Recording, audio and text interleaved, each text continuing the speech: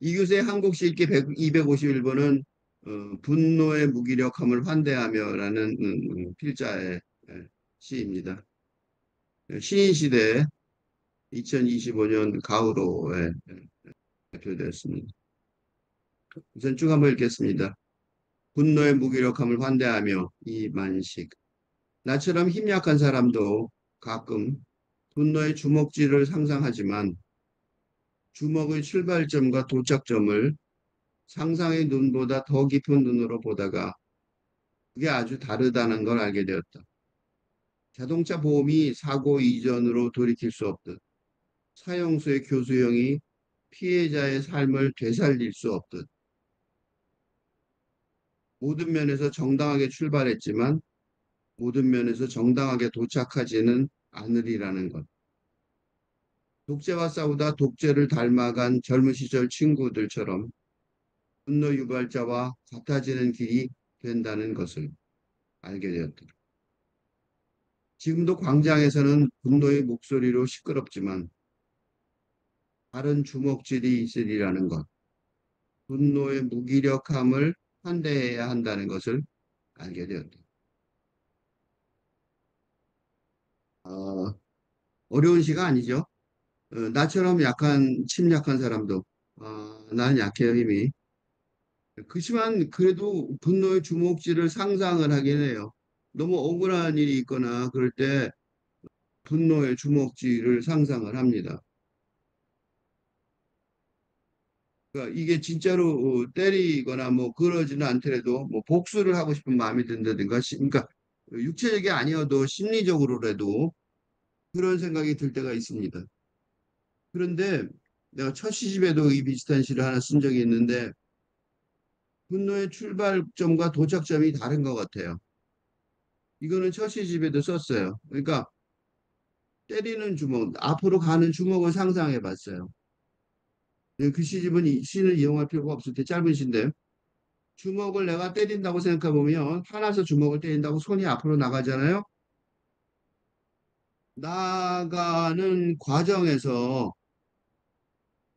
나가는 과정에서 그게 그래서 누구한가에 부닥치겠죠.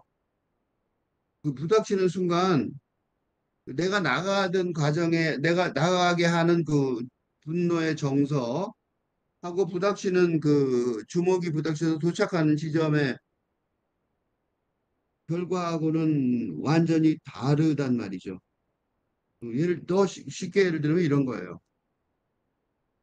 우크라이나의 행태에 대해 정치적 행위. 그러니까 우크라이나가 어떻게 했냐면 나토에 가입하려고 그랬죠. 나토에 가입하여 어? 러시아의 러시아와 적대하는 최전선 국가가 되려는 그러니까 이전에 소련 연방의 일원이었던 그러니까 정치적 행위에 분노해서 그제? 네? 분노한 러시아의 푸틴이 응? 공격을 그죠? 침략을 했지만 이 분노의 출발점이죠. 이게 뭐예요? 이 분노 주먹의 출발점이죠. 분노의 집단적 분노죠. 이번에는 주먹의 출발점. 이거에 대해서는 그러니까 그래서요. 이 집단적 음, 국가라는 그래서 그리고 이런 전쟁이죠. 전쟁의 대의에 대해서 호소라고 그러죠. 대해 러시아 국민, 다른 사람 몰라도 러시아 국민은 적극 지지하고 있는 것 같아요. 그런데 그 국가라는 집단적 분노의 주목의 도착점, 지금이죠. 지금 몇 년이 흐른 3년이 됐죠. 3년이 흐른 지금 도대체 왜 싸우고 있는지 단지 그지? 돈바스, 크림반도. 크림반도가 어떻게 한 줄 아세요? 러시아가 우크라이나에게, 우크라이나에게 선물로 주었던 크림반도를, 크림반도와, 어, 러시아, 우크라이나 인종보다 러시아 인종이 더 많이 사는 돈바스 지역을 확보하는 게 가장 좋은 시나리오. 이제 돈바스 지역 확보할지도 모를 것 같아요. 안 될 것 같기도 해요. 다 되어버릴 정도로 영토 확보, 전쟁이 되어버렸다는 게 하나의 사례입니다. 그러니까 시작할 때는 분명히 멋있는 분노였을지 몰라요. 다그 망각한 거죠. 근데 문제가 뭐냐? 이런 망각, 이런 쓸데없는 이런 무의미한 분노로 인한 전쟁의 피해가 응? 음, 2차 대전 이후 10만 명이라는 사망자, 그쵸? 어, 등장하는 등 확실한 건 아직 모르죠. 최대의 피해라는 결과로 이야기도 있습니다. 자칫하면 러시아가 다시 한번 또 붕괴되는 거예요. 그죠? 소련처럼, 소련은 사례에서처럼 새롭게 독립해요. 떨어져 나오는 위험도 그렇습니다. 도대체 무슨 뜻한 거예요? 그러니까 분명히 분노가 그러니까 이건 무슨 소리냐면 러시아 분노가 옳고 틀린 거 아니에요? 러시아인의 집단적 분노가 처음에는 아무리 옳았더라도 그런 분노를 주먹질, 전쟁이라는 주먹질로 해결하려고 하는 바람에 이런 어이없는 대단설이 자꾸 이렇게 된 거지. 그죠? 하나만 사례를 들었지만 이런 사례가 무수히 많겠죠. 그지? 이거는요, 이는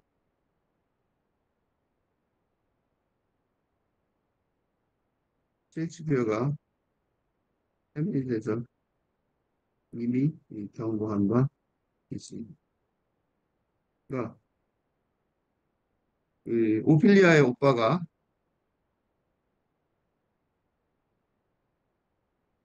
오막에서 마지막 오막에서 어, 입수하겠다고 어? 동생의 죽음을 아버지하고 동생이죠. 아버지도 죽이고 동생의 죽음에 속수하겠다고 나서 는데 이런 무모한 행위를 음? 클로디우스가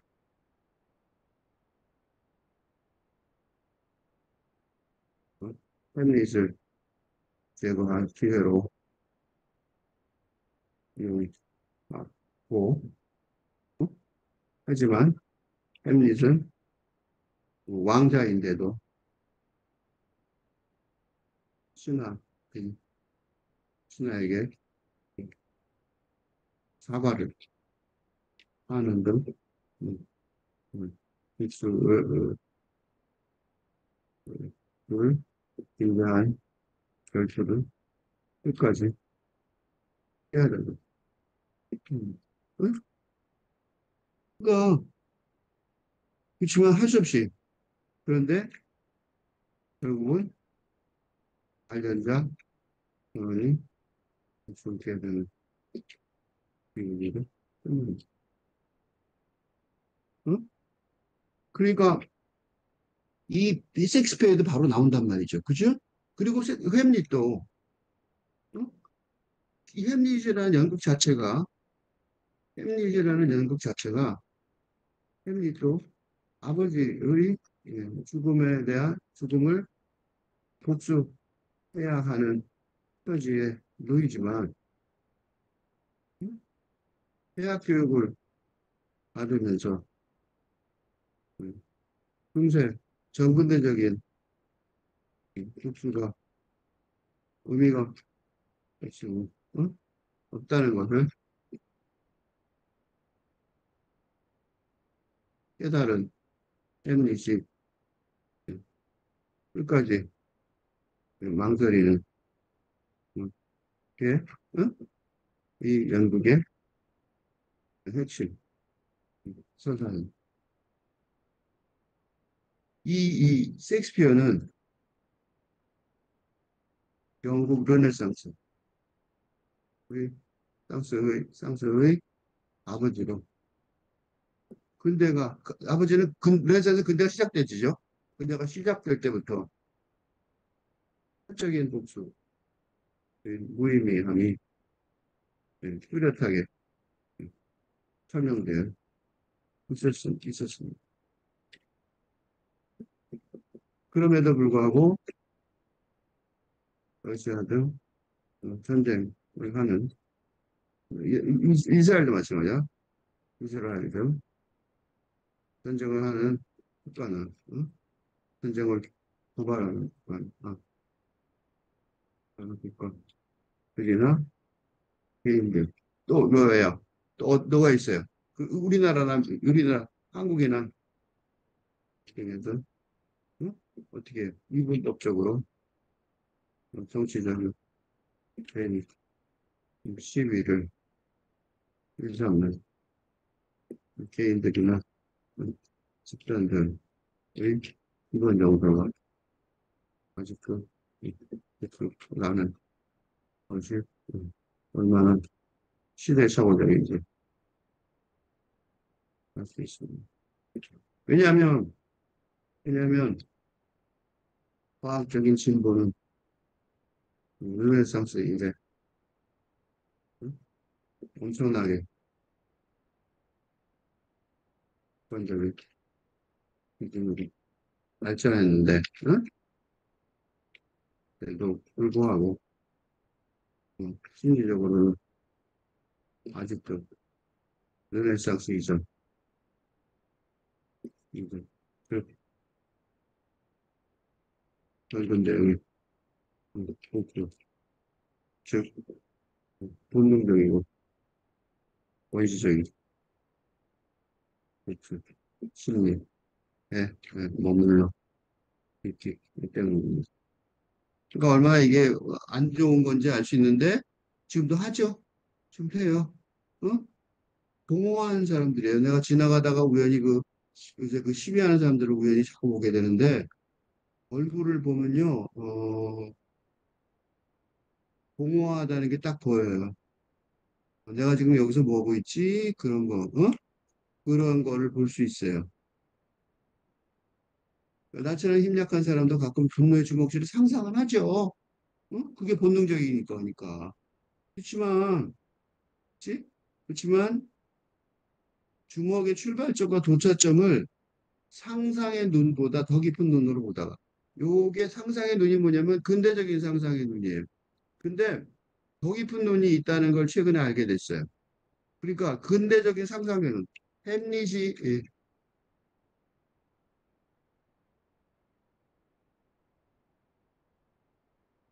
복수를 망설인 건 현대적인 사의 상상, 이미지네이션,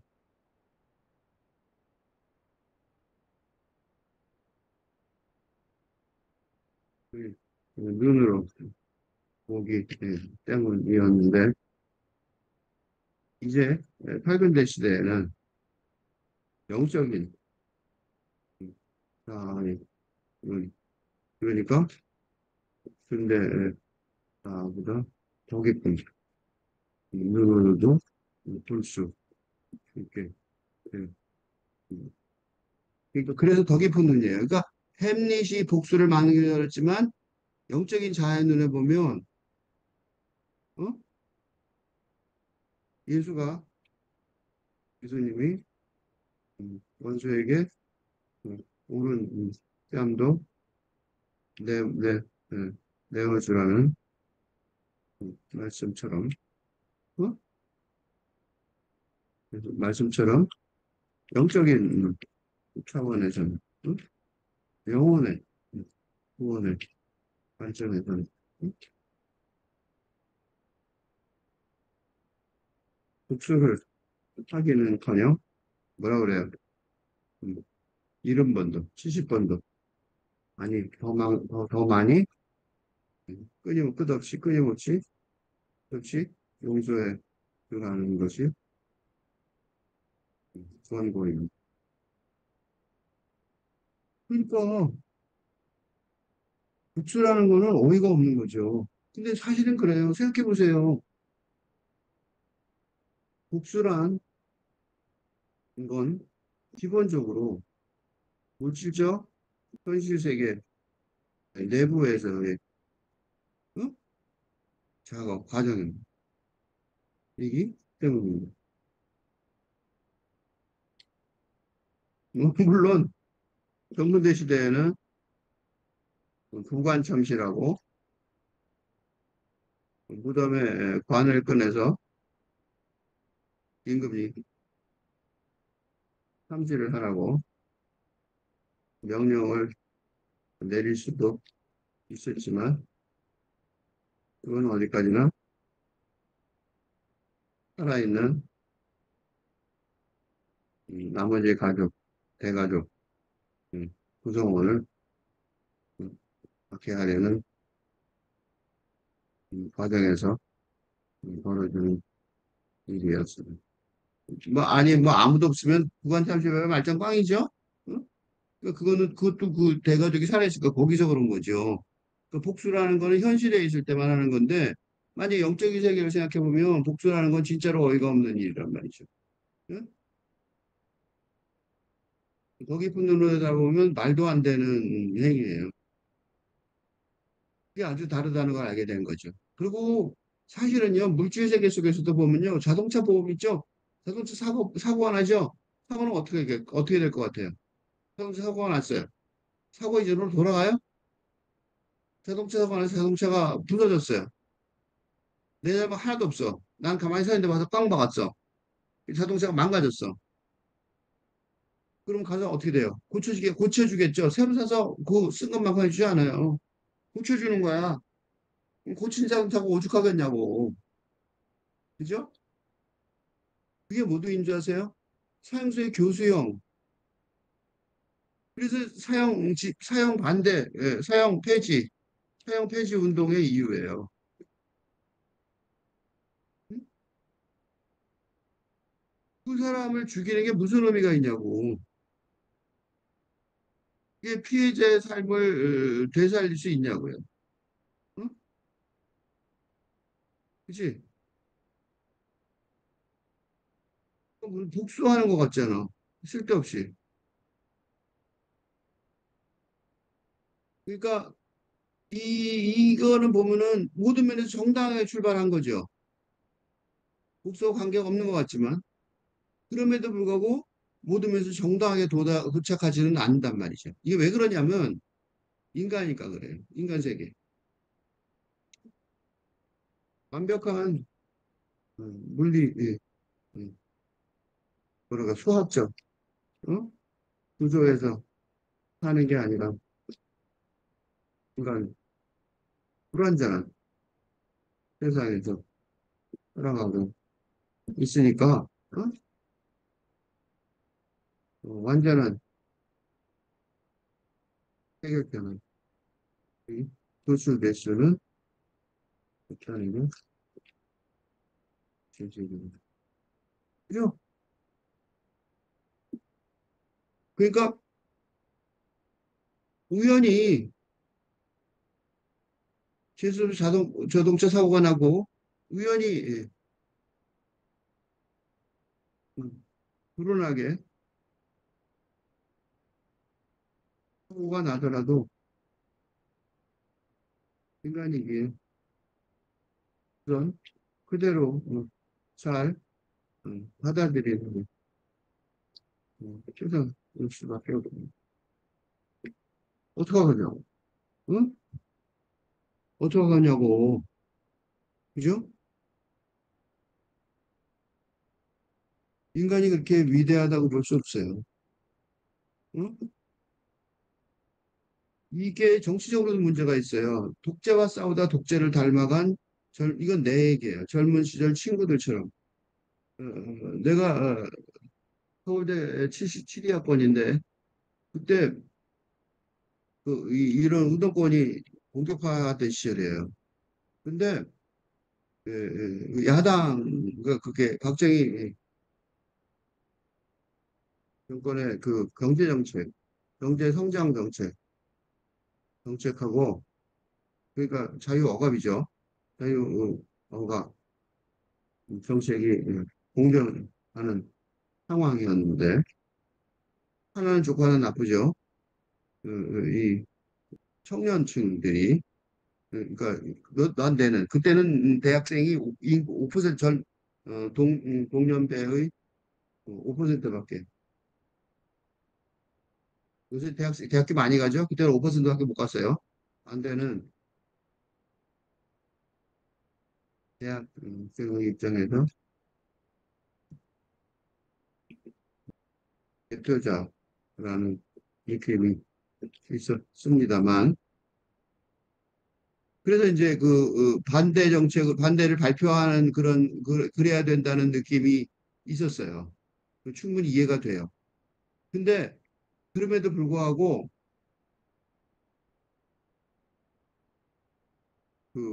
정화운동의 방식이 독재적이라는 사실을 뚜렷하게 깨달은 바 있습니다. 그러면 독재에 대항하려면 정치적으로 독재에 직접적으로 직접적으로 대항하려면 음, 독재적인 체제를 음, 갖추어야만 한다는 거. 그러니까 적과 아군의 이분법적 하고 하고 구조로 근대적인 정치 행위를 한다는 건 적과 거의 같은 사고 방식으로 싸워야 한다는 것을 의미하니까 한다는 사실을 깨달아. 그러니까 독재하고 싸우는데 거의 독재예요. 정보부가 뭐 지령이 내려오고 뭐 어이가 없었어. 학생들이 지령을 왜 받아야 되는지 잘 모르겠는데 청시가들이 지령을 내보내고 그거 갖고 시위를 하더라고요. 그래서 내가 이건 뭐야? 그래 안 했어요. 못 하겠더라고. 독재하고 싸우다가 독재를 닮아가는 느낌이 있어요. 요새 여당과 야당이 누가 여당이 누가 야당인지 잘 모르겠죠. 당 이름만 지우고 나면 거의 같은 짓을 하는 것 같아요. 지금도 여전히 그래요. 정치가들은. 그러니까 분노 유발자와 같아지는 길이 된다는 걸 알게 됐어요. 어, 지금 현재 여당도 조심해야 될 것 같아요. 탄핵을 받은 대통령의 같은 길을 하고 다른 길을 안 가고 비슷한 길을 가는 것 같은 느낌이 자꾸 들어서 경고하는 말들이 자꾸 나오게 된단 말이죠. 그거는 왜 그러냐면 그 사람들이 일부러 그러는 게 아니라 그지? 이런 사고방식 때문에 그러는 거예요. 머리가 잘못된 거예요. 사고방식. 이거 공부해야 된다고 이렇게 생각해야 된다고. 그래서 지금도 광장에는 분노의 목소리를 시끄러워요. 그래갖고 뭐 지나가면 시위를 주말마다, 그죠? 광화문이나 강남에서 아주 시끄럽더라고요. 그런데 다른 주먹질이 있을 수 있다는 거예요. 다른 주먹질. 그러니까 분노해서 하는 주먹질이지만 다른 주먹질. 그건 뭐냐? 분노의 무기력함을 환대해야 한다는. 내가 분노를 하더라도 그게 무기력하다는 사실을 환대해야 된다는 거죠. 분노를 해서 분노가 행위가 돼야 되는 것이 아니라, 음? 분노하는 마음을 불의에 분노하는 마음을 비겁하게 피하라는, 회피하라는 이 권고가 아니라 어? 어? 정치적인, 근대적인 분노의 행위자. 의 분노로 인한 전쟁이나 투쟁의 행위의 결과가 총력적으로 이 시대의 문제와 혼란의 원인이라는 사실을 응? 깨닫고 응? 그런 분노의 행동적 처리 방식이 아니라 그런 분노를 응? 분노라는 어, 정서를 존중하면서도 이게 이분법적 적과학의 이분법적 대립에 의한 응? 행동이 아니라 응? 그런 행동이 그런 분노 행동이 결국 무기력한 결과를 무기력한 정도가 아니라 더 나쁜 결과를 초래한 나는 필연코 필연코 초래해야 한다는 사실을 깨닫고 무기력함을 환대하고 수용하고 초월하려면 새로운 밝은데 정체성의 길을 모색해야 한다는. 응? 그러니까 그런 거 많아요. 뭐 가난한 사람들 돕자. 그냥 돈만 주면 될 것 같죠. 그렇죠. 그런 단선적인 너무 간단한 방식은 어, 결국은 더 나쁜 결과를 초래할 수밖에 없어요. 좀 더까지 읽겠습니다. 분노의 무기력함을 환대하며 이만식. 나처럼 힘 약한 사람도 가끔 분노의 주먹질을 상상하지만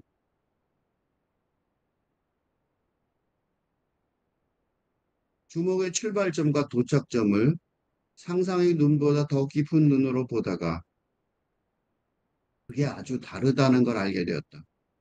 자동차 보험이 사고 이전으로 돌이킬 수 없듯 사형수의 교수형이 피해자의 삶을 되살릴 수 없듯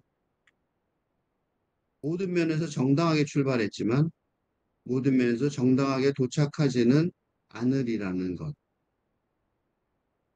독재와 싸우다 독재를 닮아간 젊은 시절 친구들처럼 분노 유발자와 같아지는 길이 된다는 것을 알게 되었다. 지금도 광장에서는 분노의 목소리로 시끄럽지만 다른 주먹질이 있으리라는 것. 분노의 무기력함을 환대해야 한다는 것을 알게 되었다.